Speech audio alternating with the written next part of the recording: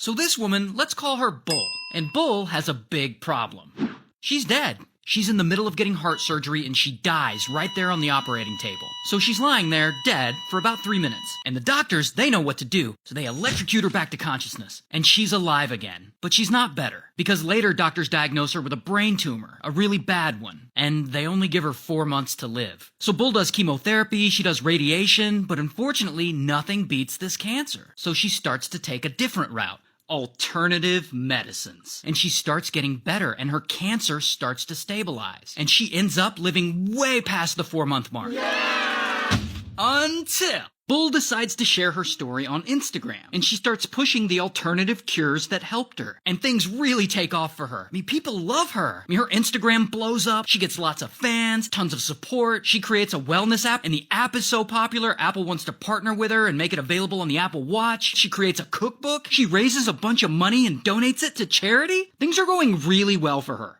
Until Bull gets more cancer. Not only does she have it in her brain, she has it in her blood, her spleen, her liver, all kinds of places. Oh, but it's not over for Bull. During her rise to fame, she's posting more, she's giving more interviews, and she starts to claim that all of her cancer and health issues started back when she got the HPV vaccine. Basically saying a cancer vaccine ended up giving her cancer. Huh? And this immediately makes a lot of people skeptical. And that skepticism grew, and it grew, and it grew, and then journalists started to investigate her. Then, all of a sudden, boom, Bull makes front page news. 5 charities she claimed she had donated to never got the money. 4 of those charities didn't even know she was supposed to be raising money for them. So then where did all that money go? So that news about the charities just opens the floodgates. And suddenly every journalist in Australia is digging into her past, trying to see if she lied about anything else. Like, did she really die for 3 minutes during heart surgery? Did she really have all kinds of cancer in a bunch of places? And did her alternative treatments really help that cancer? And then all of a sudden her social media, where she was once loved, was now filled with nothing but hate. And poor Bull, she doesn't know what to do. She's removing comments, she's deleting her own posts that reference the cancer. Then it comes out that she spent that missing charity money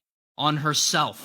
Leasing a luxury car, vacations, clothes, new veneers, and people are pissed because they were lied to. Then Apple removes her app from the App Store and the book publisher withdraws her book from sale. And during all this chaos, Bull is like, okay, I can fix this, I just have to do an interview. So she sits down to do an interview with the Australian Women's Weekly. And it goes about as well as you would expect. I mean, pretty quickly the interviewer asks her if she has or has ever had cancer. And to everyone's surprise, Bull doesn't lie. She actually says, quote, "No, none of it is true."